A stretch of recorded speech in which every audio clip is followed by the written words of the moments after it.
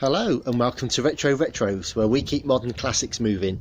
So today we're going to have a look at our Volkswagen Transporter T4, and she's had a new battery, starter motor, alternator. So check out the videos on that. But today is basically a service day.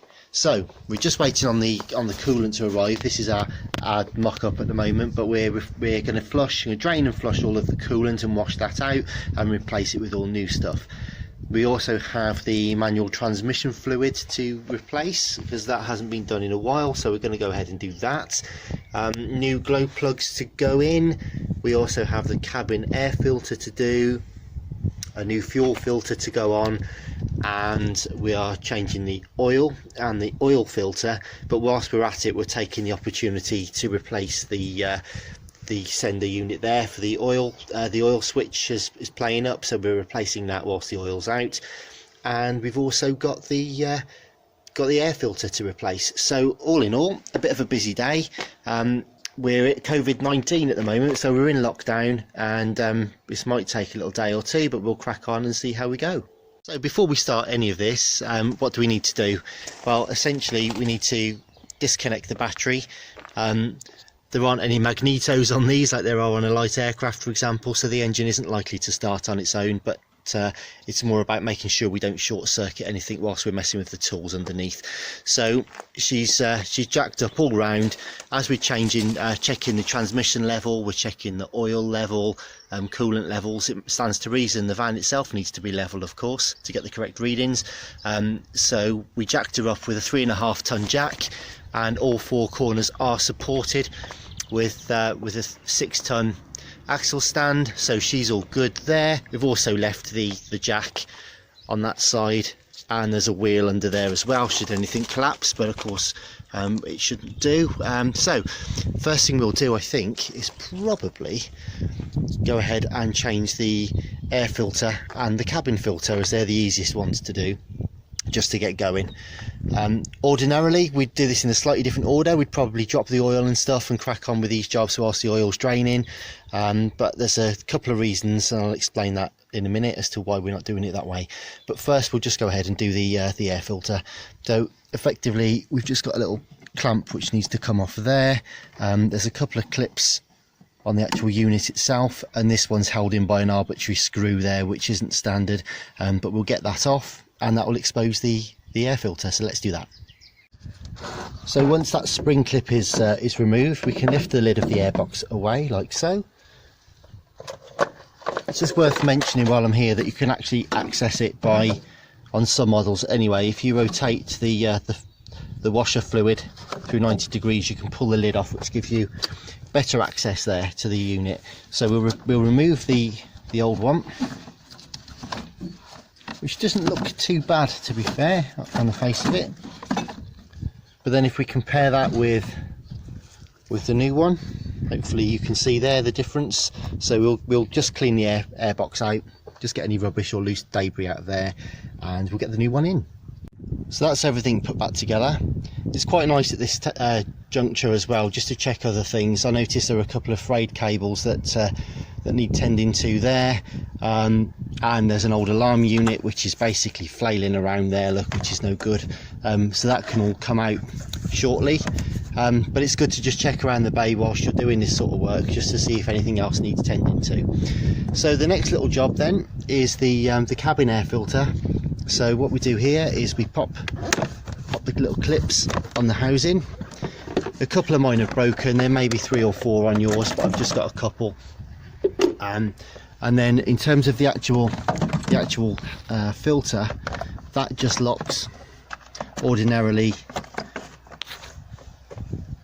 up just inside there to clean the air on its way into the cabin. So you can see this one's probably had it, look, because there's the new one. So again, we'll lob that one.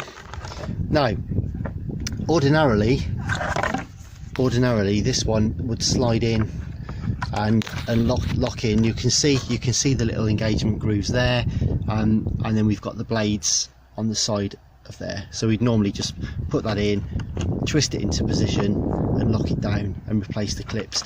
Unfortunately, again, the previous owner has broken this one, so it's temporarily fixed in with a screw.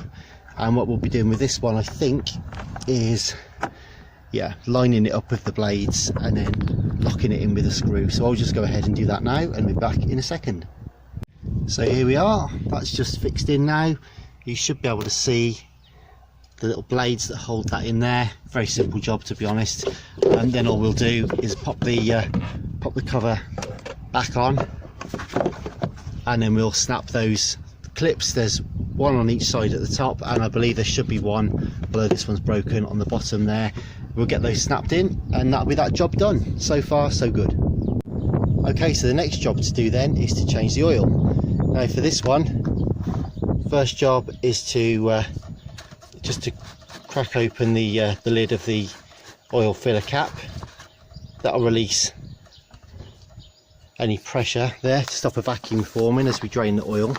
Now ordinarily you would just go straight in underneath the sump. There is a 3/4 inch, at least it's 3/4 on this one, sump drain plug, and the filter is very handy, of course, right there just under the front bumper. Now normally, of course, you probably drain the oil first out of there, and once that's gone, then go ahead and take the oil filter off.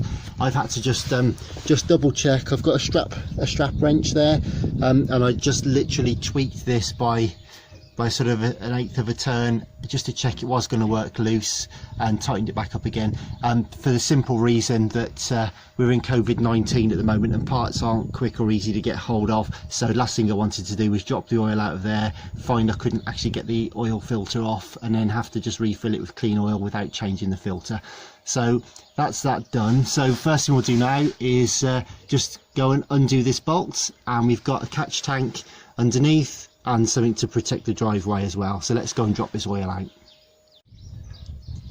So the oil is draining quite freely, and typically there's no wind for like 3 weeks, and it starts to pick up the second you drop the oil, always the way. But fortunately we've got some paper towel down on the drive just in case we need it. So we'll just let that drain for a while, and once that's pretty much stopped, then we'll go ahead and remove the oil filter just up there. Well, hello, I'm currently filming a whole series here on changing cabin filters, air filters, oil, oil cylinder units, glow plugs, transmission fluid for the Volkswagen T4. So I'm not quite sure when this is going to appear in which video, but I'm currently in the process of draining the oil. But whilst I'm doing that, I want to prep for changing the glow plugs, which are all the way down in there, and I may actually do that on a separate video. It's not a secret that you can actually lift forward part of the bumper here to get better access, but even then, to be honest, it really is chronic trying to get in there. You still find all the radiators and the hoses and everything are in the way. So my plan is to actually remove the front end, probably get the bumper off as well. I'm going to drain and flush all of the coolant out and replace all of that, so I can disconnect the hoses and get a better look, and we'll do that probably as a separate video, and this may even be part 1 of the actual glow plugs video, so we'll see how that goes.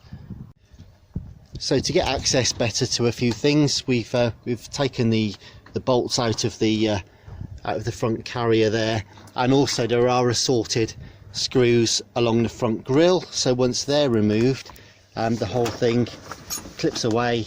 You probably know this anyway, but that pops away from the sides like so, and that gives us better access first up.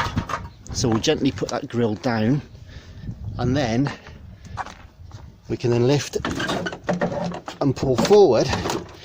But you can see that we're still connected via various sort of expansion tank connections, radiator connections, etc. And the access is marginally better for glow plugs, but still quite hideous. So I think what I'm going to go ahead and do is actually at least drop some of these away so as I can get properly in, and I may even take the front bumper off as well yet. So let's see how it goes.